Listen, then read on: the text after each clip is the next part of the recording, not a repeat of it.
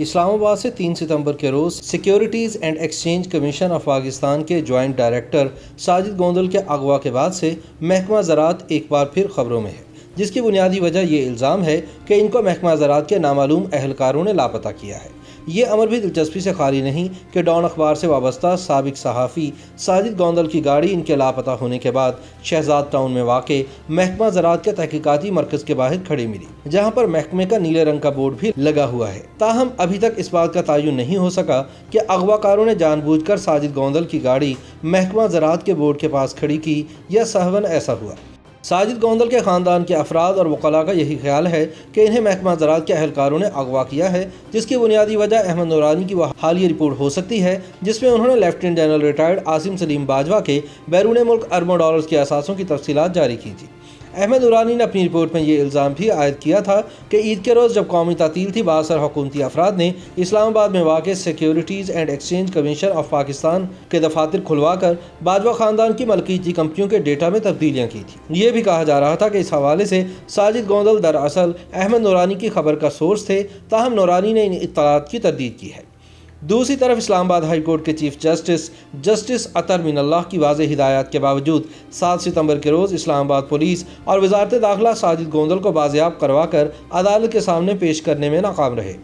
साजिद गोंदल के ख़ानदानी ज़राए का कहना है कि इस्लामाबाद हाई कोर्ट के अहकामात के बावजूद साजिद गोंदल को बाजियाब करवाने में नाकामी का वाज़े मतलब यही है कि वह महकमा ज़राअत ही की हिरासत में है, जिसकी मर्जी के सामने कोई पर नहीं मार सकता। वाज़े रहे कि हमारी सियासत में हर दौर में ज़ुबानी और तंज़िया इस्तिलाहात का इस्तेमाल होता रहा है, जिनमें से एक हालिया इस्तिलाह महकमा ज़राअत की भी है। आज के दौर की सियासी इस्तिलाहात के ताने बाने शायद तहरीक इंसाफ के सन 2014 के धरने और सन 2018 के आम इंतखाबात से मिलाए जा सकते हैं, जैसे एम्पायर की उंगली, खलाई मखलूक, गॉडफादर, 35 पंक्चर, सिलेक्टेड और कठपुतली वगैरह।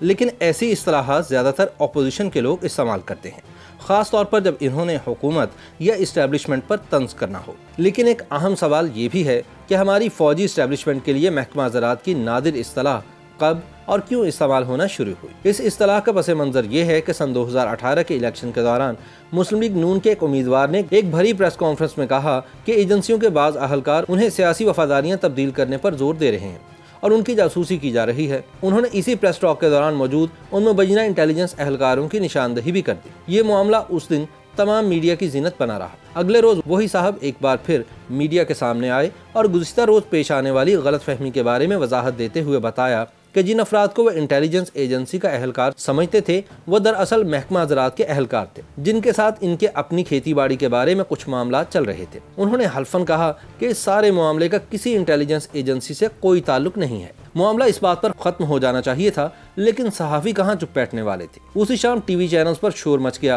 कि किस तरह महकमा ज़राअत के उन अहलकारों ने इस मुस्लिम लीगी उम्मीदवार को उसके गोदाम में बंद करके मुक्कों और लातों के जरिए मुल्की ज़राअत बेहतर करने के नुस्खे समझा। जिसके बाद उम्मीदवार मौसूफ ने अपना वो मशहूर ज़माना महकमा ज़राअत वाला बयान जारी किया, जो पाकिस्तान की सियासी लुगत का हिस्सा तो बन चुका है, लेकिन इसके इस्तेमाल पर पाबंदी है। महकमा ज़राअत की अहमियत का पहले हमें अंदाज़ा अयूब खान के दौर में हुआ, जब इस महकमे की शबाना रोज़ काविशों से मुल्क में 1/2 से ज़्यादा हरियाली रही। ज़राई तरक्की के लिए अमरीकी टीमों को यहाँ काश्त के लिए दावत दी गई और कई रकबे ज़राई तजुर्बात के वास्ते उनके हवाले कर दिए गए।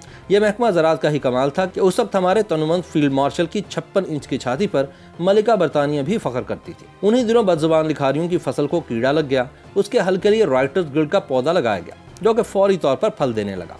अगरचे शेर व अदब की संखलाक ज़मीनों पर यह पौधा बहुत पायदार साबित नहीं हुआ। मुसलसल आबियारी से फल तो फौरी देने लगा, लेकिन जड़ न पकड़ सका।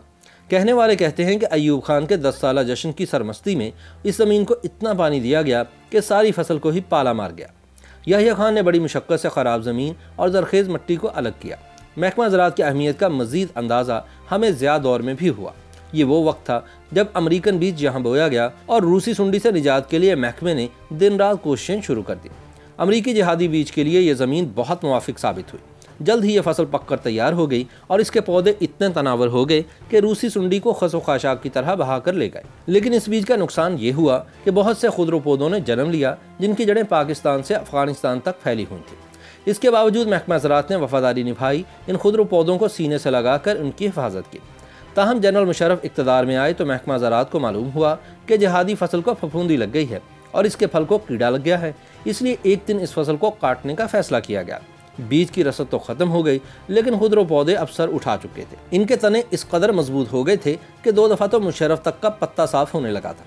इससे कोई इनकार नहीं कि गर्मी हो या सर्दी, जमहूरियत हो या आमरीत, इस मुल्क में महकमा ज़राअत हर वक्त काम करता रहता है। यही फैसला करता है कि कब इस ज़मीन पर कौन सी फसल बीजनी है, यूरिया का कौन सा ब्रांड जरखेज़ी के लिए अब मुनासिब है, कहाँ पानी देना है, कहाँ ज़मीन को बंजर करना है, कहाँ बारिश बरसनी चाहिए, कहाँ बादल आने हैं, कहाँ घन घरज होनी है, कहाँ सैलाब लाने हैं, कब फल के पकने का ऐलान करना है, कब फसल काट लेनी है और कब नुकसान के अंदेशे के सबब लगी हुई फसल को नजर आतिश कर देना है। इसी तरह ये फैसला भी महकमा ज़राअत ही करता है कि किस सियासतदान, सहाफ़ी, वकील या सरकारी मुलाजिम को गद्दारी और मुल्क दुश्मनी के इल्ज़ामात पर कब और कहाँ से लापता करना है और फिर इसे ज़िंदा वापस छोड़ना है या ख़त्म कर देना है। अब देखना यह है कि साजिद गोंदल ज़िंदा वापस आता है या खुदा न खास्ता सलीम शहजाद की तरह इसकी भी लाश किसी नहर से मिलती है।